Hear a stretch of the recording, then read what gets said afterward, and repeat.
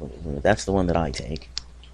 But I've learned how to take it in moderation, and I also know what it can possibly do. So, reports are that the flu is already this year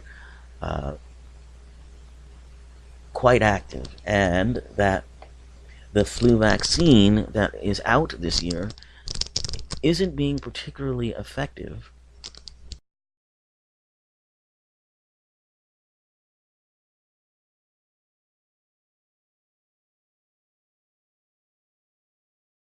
Its way. So, the flu obviously can be, particularly with people who suffer other kinds of illnesses, and particularly the elderly and the very young, it can be fatal. And, it's good to know, first of all, it's important to know the difference between what the flu is and a bad cold is. See, the flu is a virus, and it's one that attacks the lower respiratory system. And some of the symptoms, of course, are very similar to the common cold. But with flu, you're going to feel much worse. And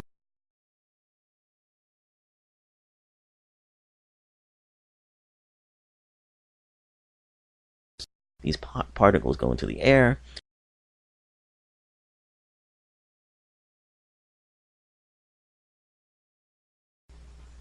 Symptoms of the common cold and the flu often overlap, but there are significant differences. Cold symptoms develop slowly, with a gradual onset of a sore throat, sneezing, cough, and nasal congestion, and drainage, sometimes accompanied by just a feeling of malaise. In other words, you just don't feel very good or very energetic. So that's the cold. Now, the flu has a shorter incubation period. I think we've all been in situations where we can feel a cold coming on. The throat just starts to get scratchy, so then you start doing everything you can to fight off the cold. Well, the flu generally doesn't give you that kind of warning, like, I'm coming, here I am coming. Flu is usually a short incubation period and has rapid symptom development. So that can include fever and chills and fatigue and body aches, cough, sore throat, congestion, and bam, it just hits you very quickly. And they mostly result from the immune system's response to the infection. Because the immune system is releasing compounds that stimulate inflammation, dilate blood vessels, and promote mucus secretion.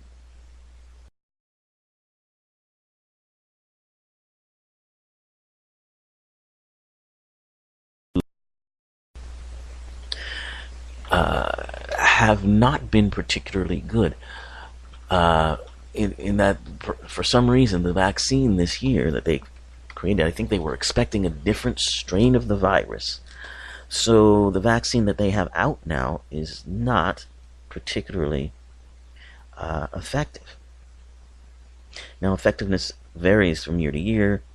Now, Dr. Weil says that even on a good year, it's only 60 to 70% effective. This year, I'm hearing that it's about 40 to 50% effective. So, yeah, the vaccine just doesn't seem to be doing as much this year.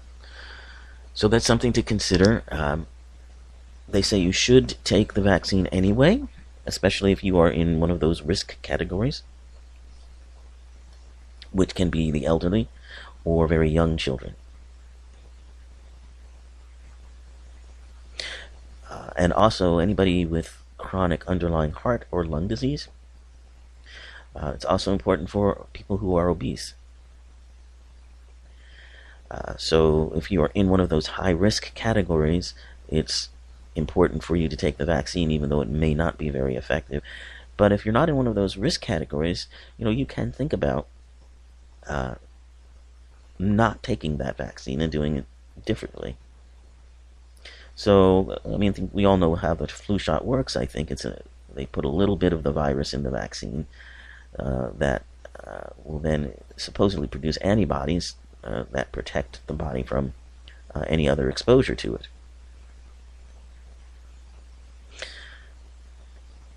And some studies have shown that it can reduce the risk of heart attack as well as flu-related pneumonia. But the problem with the medicines that we take, particularly the cold and flu medicines, can be really difficult. Antibiotics, for instance, is one in which there's a big concern about, because antibiotics have been overused to the point where they lose their effectiveness. So that means strains of viruses, strains of illnesses that are resistant to antibiotics are growing. Now, some of these antiviral strains, such as Relenza and Tamiflu, these are flu vaccines and such,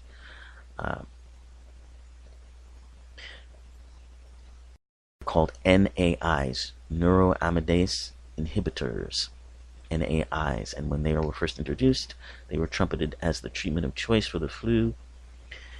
But now studies say that the NAIs will shorten the duration of the flu, but only by about 1 day. But along with vaccination, they can help to prevent some complications in people who are in those risk categories, particularly in lung problems. Most people who contact the flu, and or who contract the flu, it's important to remember they usually don't require medical attention or antiviral drugs, and they get better on their own. So a lot of times these cold and flu remedies are just to help us make us feel a little bit better. So a lot of these cold remedies use the anti-inflammatory drugs I was talking about, like ibuprofen and naproxen. But what we know about those, and they're called NSAIDs, non-steroidal.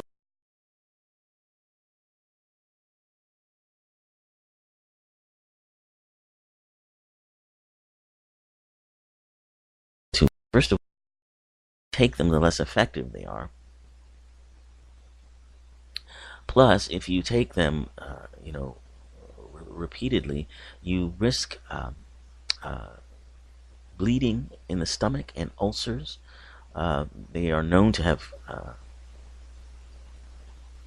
caused those things in people.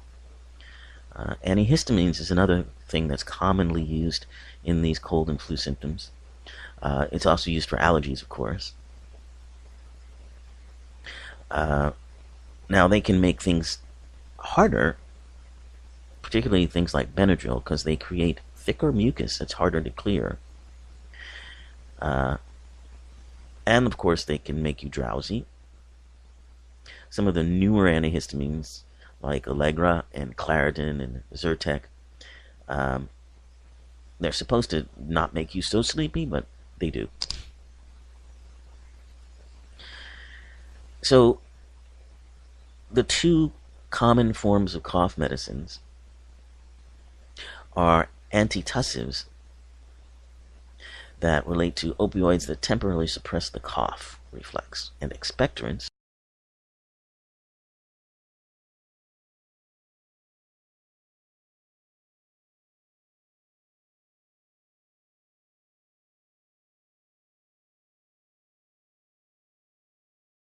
So some remedies that you might want to try so that you don't become dependent on some of uh, these cold and flu drugs, and risk some of the side effects that can be pretty bad.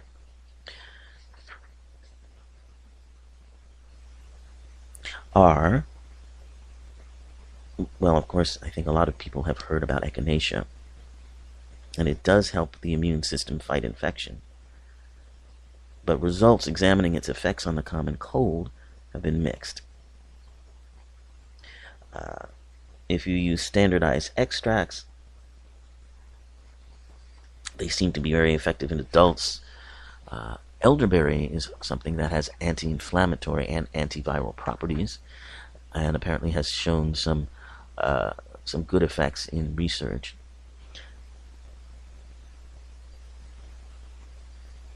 Garlic is a powerful therapeutic herb that has immune stimulating properties, as well as antiviral and antibacterial effects. So you can eat a small amount of raw garlic at the first sign of a cold, and you can put some in the food, so on and so forth. Of course, vitamin C has long been, thought to help prevent the common cold, but it's most effective if you are vitamin C deficient, and that includes, levels of vitamin D levels, and incidents of upper respiratory tract infection that include the flu.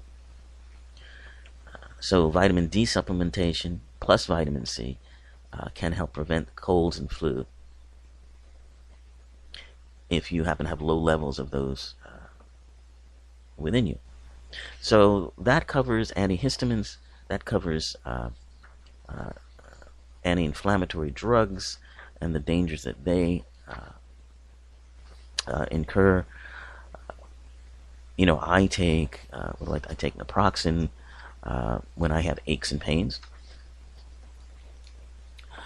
But here's some other ways to deal with aches and pains that you might want to try.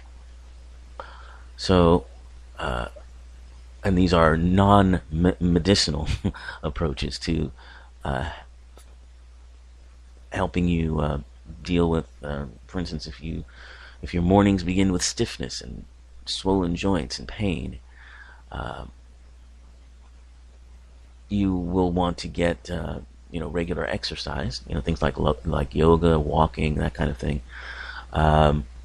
And some nutritional strategies you can try are eating foods that are rich in antioxidants. So those are organic fruits and vegetables, and they can help reduce inflammation. Omega-3s, so such as you get in fish, and you can also get omega-3 supplements, which I take.